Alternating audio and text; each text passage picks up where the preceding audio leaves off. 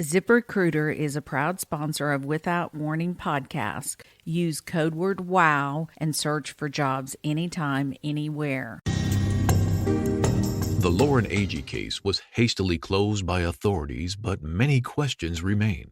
Come behind the curtain with private investigator Sheila Wysocki as she uncovers the truth about what happened to Lauren. This is Without Warning. Warning. The following episode contains details about sexual violence and elements that are graphic in nature.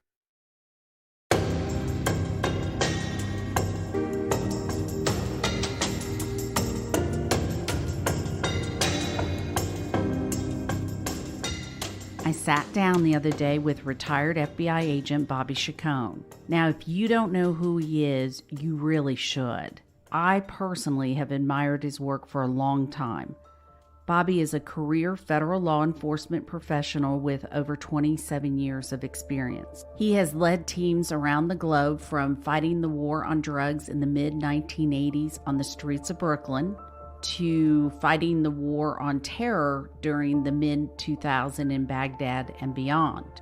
He has worked everything from complex criminal investigations to international deployments and underwater forensic training. He even helped establish and develop the FBI's underwater forensic program from its inception to its current state, and developed the FBI's underwater forensic training program. I didn't speak to Bobby until the interview because I wanted a real and genuine conversation. I didn't want him to have a bias. I just wanted him to give me his thoughts based on his extensive knowledge of criminal investigation, especially those around water. Listen in as I get the incomparable Bobby Chacon to open up and give his insight to the Lauren Agee case.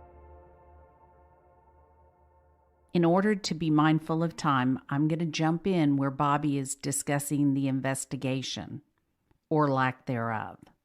Keep in mind, Bobby was in Los Angeles on his computer talking to me.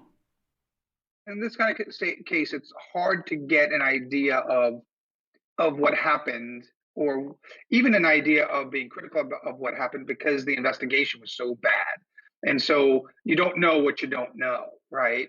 And so what we know about the investigation is that it was wholly inadequate. And so if you have a very thorough investigation that's flawed, like say the John Benet Ramsey investigation or something, then you have a lot to go on. Even though it's a flawed investigation, the police did a terrible job, but they did a lot badly. In this case, they didn't do a lot. And the very little they did badly. So there's even less to kind of go on and not necessarily critique, but to investigate, because a lot of times in these kind of situations, I've found, since I no longer carry a gun and a badge, which gives me the authority to do certain things, that I have to rely on other people having done them.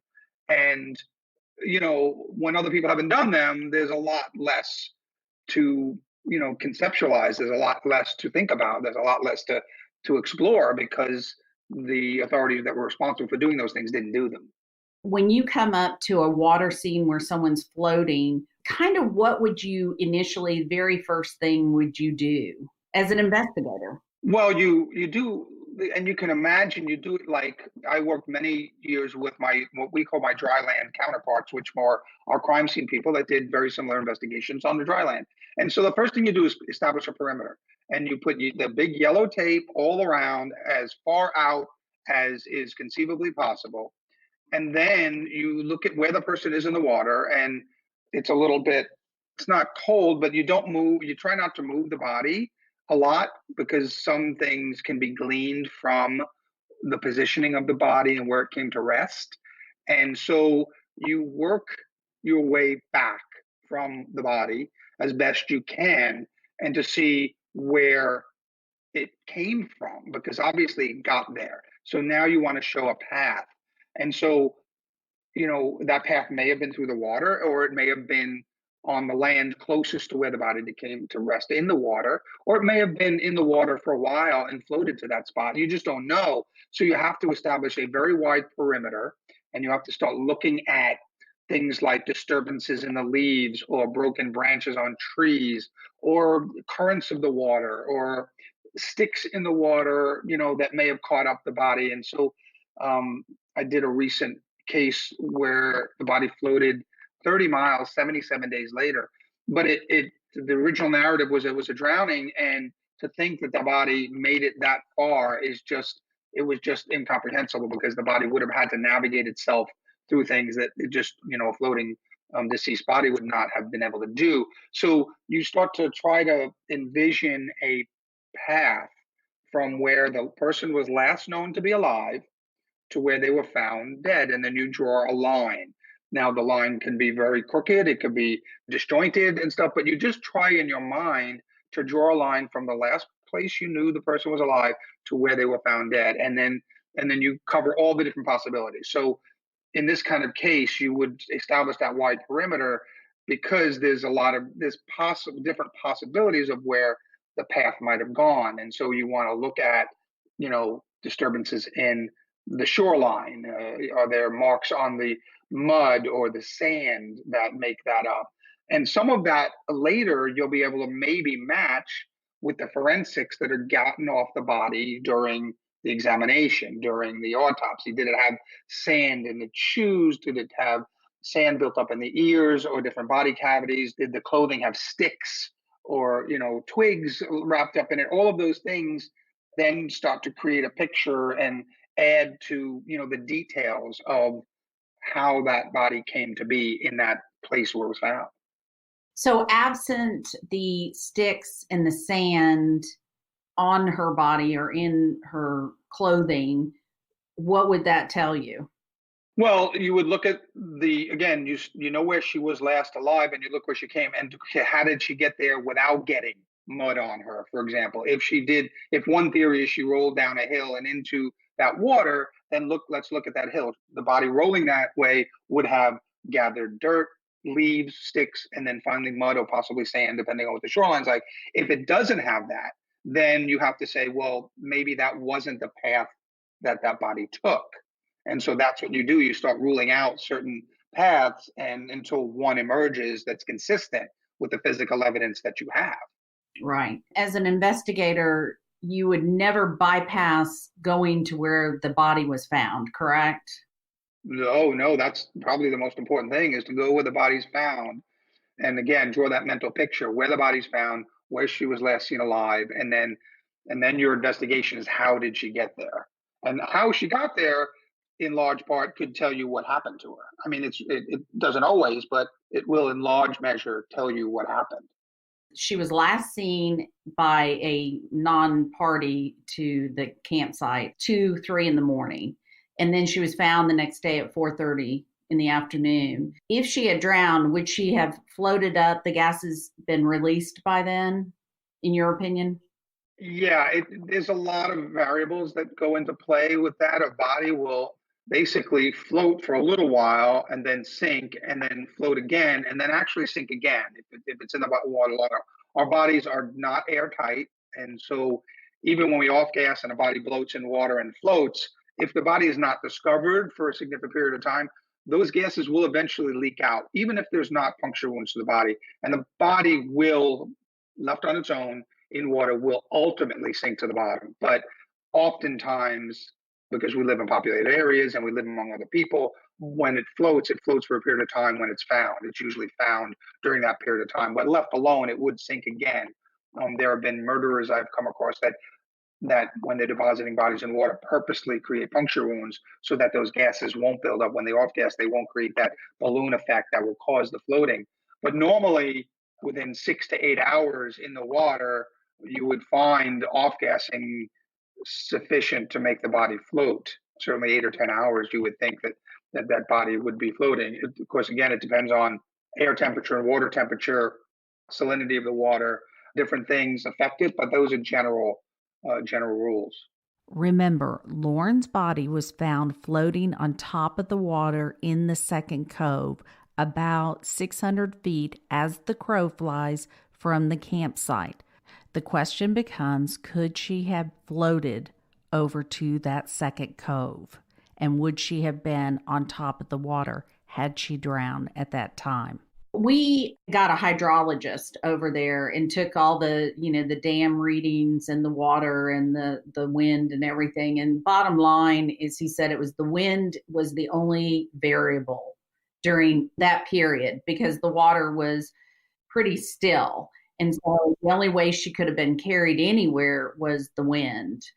That was the first indicator that, if she fell off, she wasn't going to end up over in the second cove. Right. And the water current did not take her. The current actually was going opposite of the cove, just FYI. Also, I took a dummy, not exactly her weight because her weight was 118 pounds. We got a 110-pound dummy and we threw it off over and over in different areas. We never could make it to the bottom. I mean, it took 4 times just to get to the bottom. Right. And then we took things to float to see if it would ever go back to that cove. So those are a couple of things that we did in the investigation portion of it to see. And we didn't take just one area, just so you know. We took every single area that potentially she could have been. We just couldn't make her end up where she ended up. The place where she allegedly tumbled down, some areas like that go straight into the water and then some flatten out into, kind of a beachfront, if you will, of varying sizes and stuff. Does it flatten out towards the bottom, like into maybe a little bit of a shoreline? Yes, it does. For a body to roll that way, I mean, would have to have, it's, think about the body rolling. It would normally come to rest at the first flat spot it would come to, and it would take, and lakes, depending on the contour, the underwater contour, they're generally gradual. And if it's a gradual drop, then the body would have to be pushed or rolled into the water, unless it's a significant sheer drop. So if there is in fact a beachfront, in my mind, there's no way that the body would have rolled into the water deep enough that would allow it to then float away. And the other thing, I don't know if you got to see her body, but her body was in pretty good shape for someone who supposedly fell down through all this brush and rock. And the rocks are jagged. Right. It's not smooth rock, it's jagged torrential rock. I think I only saw one picture of her floating. There was like multicolored. There was a pretty bright shirt and shorts of different colors. And they didn't seem covered in dirt or mud, and they didn't seem torn or anything like that.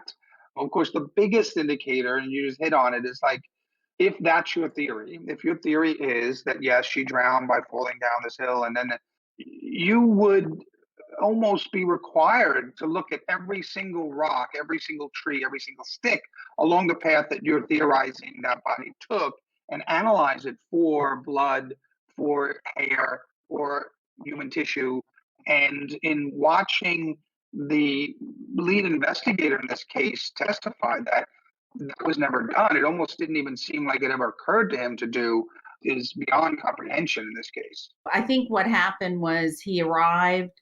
One of the campers said she was drunk and fell off the cliff. He checked a box. She was drunk, fell off a cliff, and that was it. Okay, I don't quite understand that at this day and age. And when you have this kind of situation, I don't, number one, understand him doing that as an investigator, even an inexperienced investigator.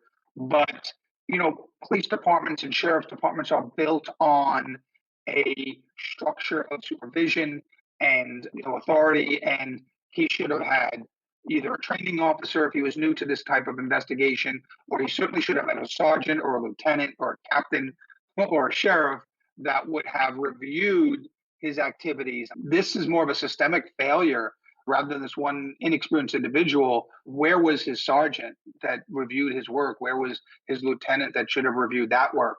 It's really up the chain all the way to the top that responsibility lies in something like this.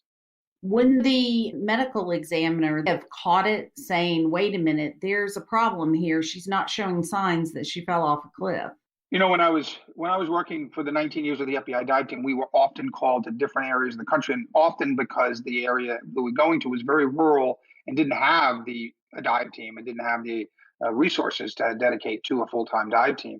And I really saw a huge disparity in the capabilities and the the drive of different medical examiners, different coroners in rural areas as opposed to some of the more urban areas that I worked. And so it would really depend on that medical examiner, that coroner's office, how experienced they are, how busy they are, or how aggressive they are in looking at a case. I mean, I don't, it's again, it's a systemic failure that the medical examiner doesn't look at, you know, was their blunt force trauma sufficient to cause incapacitation that would have had her in the water long enough to drown and not kind of wake up from hitting the water?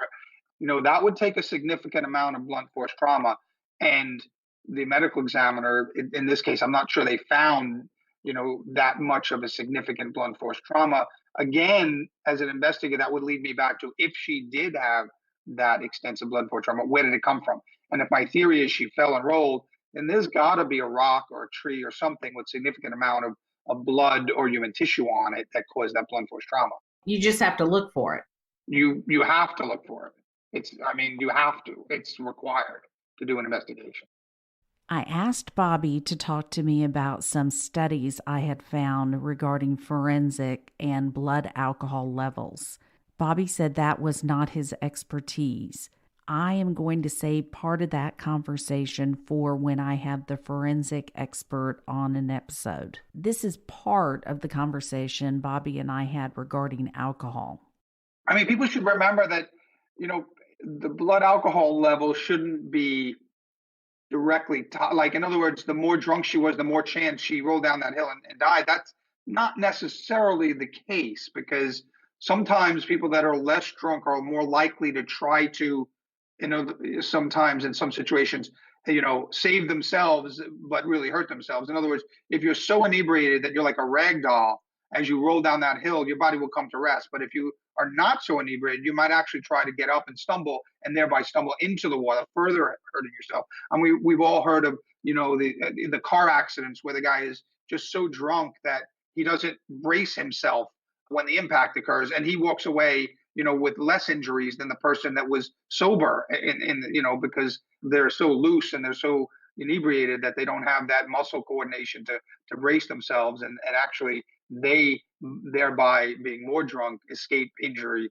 or escape greater injury than someone that was more sober. But so I don't know that there's a direct tie between someone saying, well, she was so drunk that she must have happened. She could have been less drunk and gotten hurt more.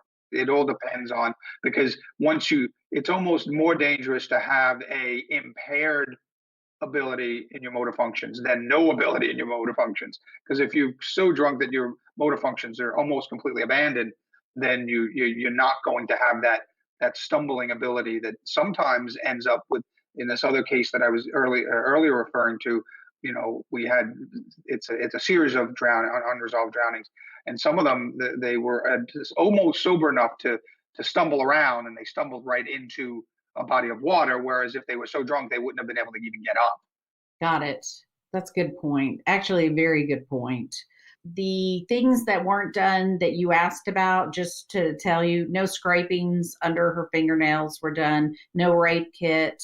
I mean, pretty much it was another check off. And the medical examiner's office, just so you know, is in Nashville. So she was taken to Nashville. Wow. Yeah, that should be a pretty big city. I have a lot of problems with that particular medical examiner's office in cases. You talk about checklists. I mean, when I was in the FBI, I was doing a lot of gang cases early on in my career. We would do RICO cases, and a lot of murders were federal crimes. Murder and aid of racketeering is a federal crime in a RICO case.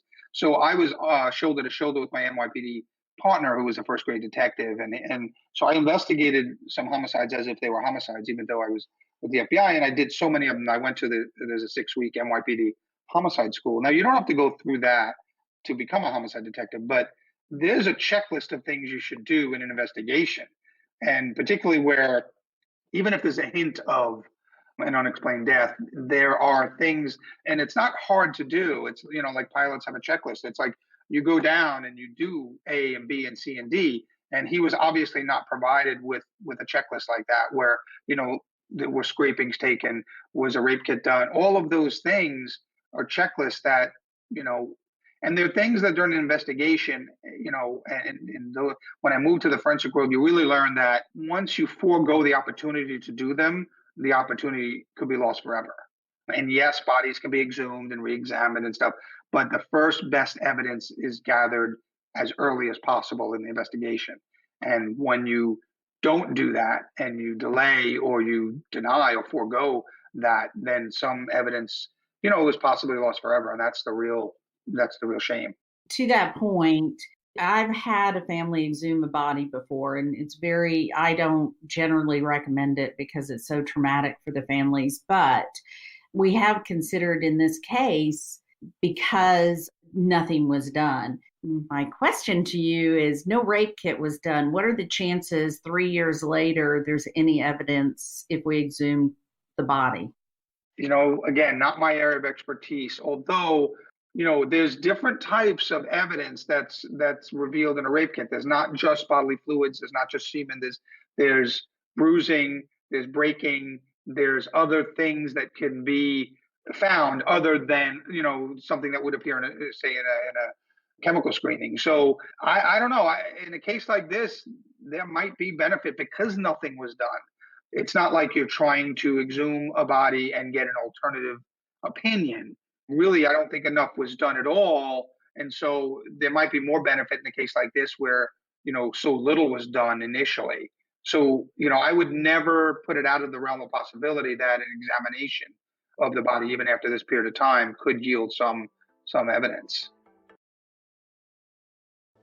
One of the reasons they said they did not do a rape kit was because she had a tampon in, supposed to be on her period. The fact that there was a tampon in is kind of a mystery to us. Did the medical examiner find the tampon in the body? Oh, yeah. Yeah. They discarded it, though. They got rid of it. Okay. Yeah, that's another thing that they shouldn't have done. And again, if you're going to do a complete and thorough examination, there's a lot that can be said about that. It's another indication that there was something not right in the situation as being explained, right? I mean, if there may be a reason she had a tampon in when it wasn't her period, but you have to investigate to find that reason out. You have to things. You can't just say, oh, she had a tampon and she was on her period. We're not going to do it. First of all, you can still do a rape kit if somebody's on their period because there's other evidence there. A rape kit is part of a rape exam, and the exam can yield other evidence that can be there. It doesn't matter. It still should have been done. That was my biggest thing for the family, whether or not we should consider exhuming the body because it is so traumatic. Right. And they should know that. They should know that. And they should know all of the different things that go into that and then make their informed decision. I mean, I would be less inclined to advocate that if we had a thorough examination of the body at the time and say, look, all you're going to do is try to get your expert to, contradict the expert that, but since not enough, in my opinion, was done at the time through the medical examination at death, I think that in this particular case, in this type of case where so little was done initially, it might be worthwhile. The DA has said that there was a thorough investigation and there's no need to reopen the case. What's the chances for a family to get somebody like the FBI involved in a case like this? One thing, it was on federal land. Does that help at all? Oh, yeah. If it was on federal land, then we would be brought in. And a lot of times we're the primary agency on federal land. Sometimes it depends on what federal land, if it's BLM land, if it's Indian land, if it's national park land.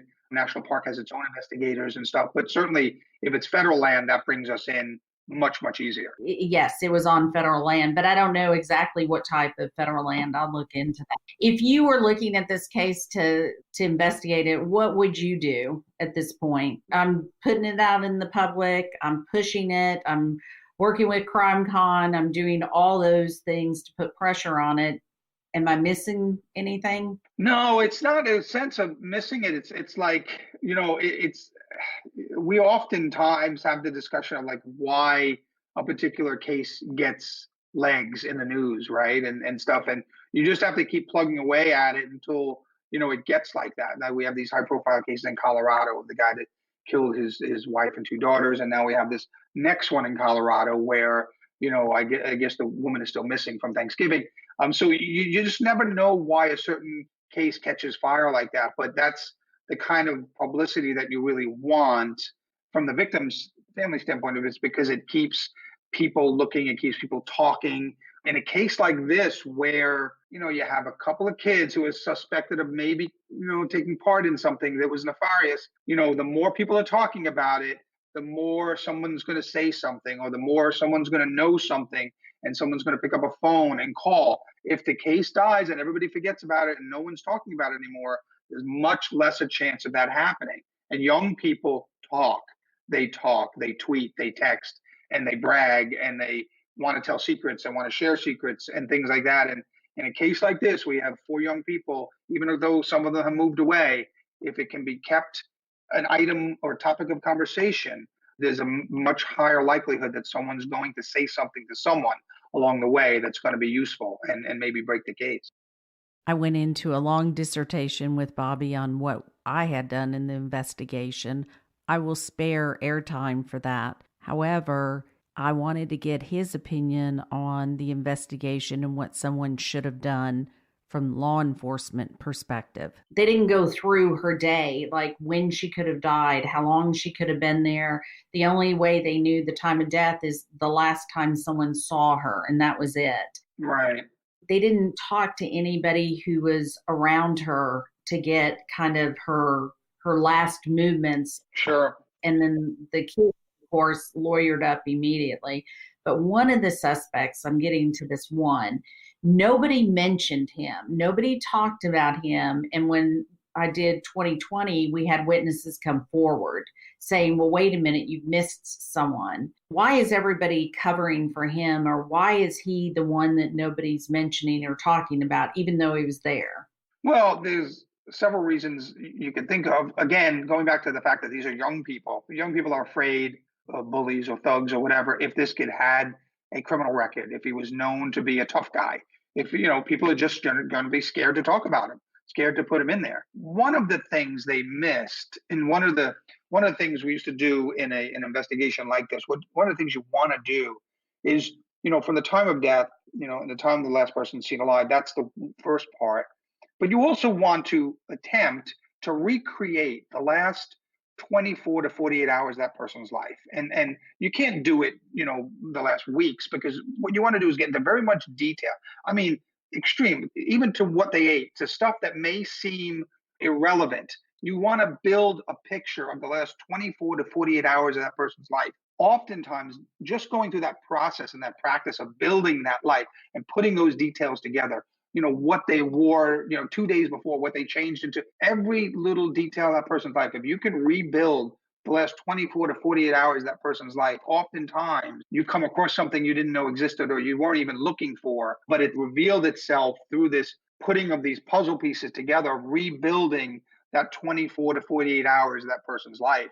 And it'll tell you who they may have come in contact with, who they may have had disagreements with or words with or anything. And so we found that useful in crimes, and particularly in murders where the person was a stranger to the victim and they just had this one very innocuous contact, but it was negative in a way and obviously deemed much more negative to the killer.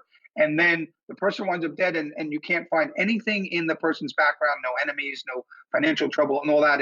But they had this one weird little incident or interaction with someone, and that led to the killer. So you really want to be able to try at least to build the last 24 to 48 hours. In this case, what's made easier is that she was there at this party, this weekend long party, whatever. There's a lot of people that can be talked to. And then literally you get aboard and you start rebuilding the last 24 to 48 hours of her life, of everything she did, almost a minute by minute accounting. And in there somewhere, you might find what you're looking for. Mm-hmm. Now, she did have what we have identified by a dentist as a bite mark on her breast. Did the medical examiner find that? I mean, was it? No, it's in pictures, but they never identified it. Along with, they also left out the hemorrhaging in her throat. Yeah, that's not in the medical examiner's report. It's not. I have a picture of it, but the medical examiner didn't have the bite mark or the hemorrhaging. See, that tells me that a complete examination with the medical examiner wasn't done, because obviously, if she was romantically involved with someone that night, You'd obviously want to see if you could match up the bite mark to that person's teeth. You'd have a forensic odontologist do a comparison if you could. You'd get a subpoena for dental impressions from the people she might have been involved with. These are all just standard investigative steps that you would take if your victim has something like that on them. Then you go and you get the subpoenas and you get the dental evidence. In this case, will be dental impressions. I've taken them. There's kits now. You can just drive up to someone's house and spend 20 minutes with them and get those dental impressions and things. And that's an examination that you would have wanted done. Of course, the civil lawsuit was dropped because the podcast is bringing in more tips than going through the legal system. Right. They took the fifth and we weren't able to get any dental records. We do have the last 48 hours of her life. Now, I won't say minute by minute. Strategy starts to develop depending on how aggressive you want to be with your investigations. If you think you know who would talk or who you would want to talk, not necessarily the main suspect, then your investigation focuses on them. And then I hate to say it, but that I have gone, like when we used to go after international narcotics operations, we didn't go after the top guy, right, at the beginning. That's who our ultimate goal was. But we'd pinch guys lower on in the organization and try to flip them. And we wasn't always behavior in the organization that we would target them for. If they were doing something else wrong, but we knew we could get them on that other thing and then put pressure on them to cooperate on the bigger investigation, then that's something we would consider doing. So you'd have to have an investigative strategy like that. If you have a main suspect and you think, they won't talk, obviously, because it's a murder charge. If you have somebody that's connected or that has information that would, if they're up to something else, you go after them on the something else, putting pressure on them to make a deal. We'll make a deal on this if you give us some information on that, and that's an investigative strategy that you have to map out when you kind of have, like you said, you put together that last 48 hours and you your suspect's in there, it. Whoever did this is in those last 48 hours, they're in there, and who else is in there and who else might have interacted with them or might know something. Let's go after them, put pressure on them to roll on the person we're looking at for the murder. That would be, an investigative strategy that you'd put together with authorities like that. It's much more difficult to do if you don't have that law enforcement authority willing to do that. First of all, I'd be disappointed myself that I didn't get it out of those kids to begin with. But certainly I would know that they're hiding something from, and I would set out to find out what it is they're hiding. And that's part of that rebuilding of her last, 24 to 48 hours. You would know that she was sitting on his lap. That's that minute by minute. Okay, who was this guy whose lap she was sitting on? And that's, as an investigator, if you're doing that and you're doing your job and you're rebuilding that, then that would be someone you would track down and find out. You do it through your own investigative, abilities, not through, somebody else. Bobby and I were discussing the picture of Lauren and Chris Dowd in the hammock together. I then asked Bobby about the repercussions for such a bad investigation. Unfortunately, there's no board of certification for investigators at a level where, like, if there was a doctor that did such a shoddy procedure or examination, somebody, and they wound up dying because the doctor didn't do his due diligence in his profession, he'd be reviewed by a peer review board and the licensing commission and stuff. That's what you need. You need a peer review body that would come in and of experienced investigators and go, this just isn't right. And because it was so mishandled that it needs to be redone, or somebody needs to redo it or something. But, on the law enforcement side, because we have such a variation in abilities and resources in different jurisdictions, doing a peer review type of thing is really difficult, because some jurisdictions just don't have the manpower or resources and things like that. But, I can tell you, as it was uncomfortable for me to watch those video depositions of that lead detective where he was asked over and over again, did you do this? Not only did you do this, but the follow-up question of why you didn't do it. And his answer was just like, because I didn't. And it's actually more uncomfortable than the first question. Like, did you do this? No, that's bad. And then even worse is why you didn't do it and not having an answer on why you didn't. That's even more uncomfortable to watch him and make those answers, and then it's mind-boggling on in this case that he has no answer on why. And I'm not saying an experienced New York City homicide detective. I'm just saying this is basic investigation. I understand you're inexperienced, but where was his sergeant? Where was his lieutenant? Where was his chain of command that should have been training him on the job if he's inexperienced to teach him and say, hey, if you didn't do this, get it done.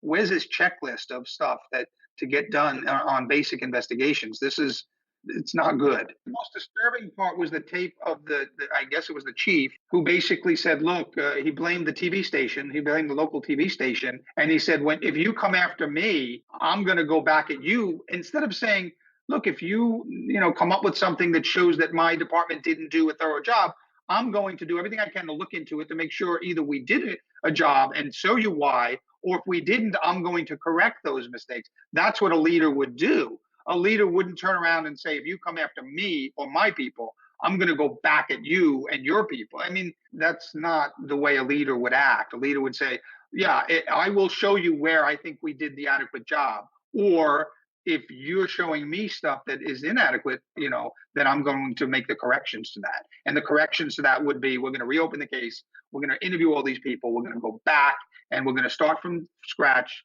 and just kind of treat it as if it just happened and reinvestigate it. So who are the leaders in DeKalb County? It could be brought to the FBI. I don't know. It depends on what kind of federal land, because sometimes, if it's on National Park Service land, they have jurisdiction. They can ask for help. We have it on Indian reservations and military reservations, although on military property, if it's NCIS, sometimes gets involved. So it all depends. There's a lot of layers. There's BLM land. There's all kinds of Interior Department land. And so if you can bring it to the FBI, there's an office obviously in Nashville, and there's smaller offices around that you go into and you talk to a duty agent, and their job is to take people who walk in and talk to them that day and say, this is what I've got. This is what we've got. Would the FBI consider looking into this? I mean, that's what you would do. That's how you would do it. They would or wouldn't. It depends on the individual office. And in addition, like I said earlier, the prosecutor's office because the first thing they do is, they're not going to waste their time if they're not going to be prosecuted. So, it also might be a way of doing it is approach the U.S. Attorney's Office first and say, look, we've got this case. It's a murder on federal land, and will you prosecute it? Then any federal agency, could get involved once the U.S. Attorney's Office said, yeah, this murder, if it happened here, and it was a murder, if it's found to be a murder, we'll prosecute it. Then you'll have probably multiple federal agencies interested in doing the investigation. I asked Bobby if he thought going to a congressman would be helpful in getting the case reopened. Here's what he said. When a congressman or, even a senator calls, that phone call is taken very seriously. Once a year, I go to the Hill to talk to senators and congressmen about bills. This year, it'll be about the Cold Case Accountability Act of 2020. Cheryl McCullum of the Cold Case Investigative Research Institute has put this bill together, but we need your help. Please go to change.org and sign the petition.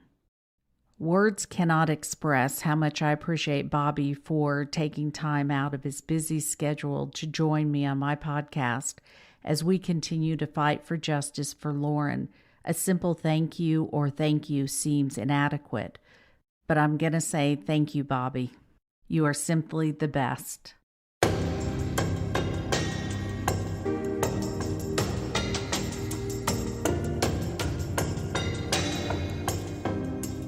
Lauren's family gives their full permission for any and all details to be shared in hope that the truth will come out. If you know anything at all, call 1-888-599-0008 or email tips@SheilaWysocki.com.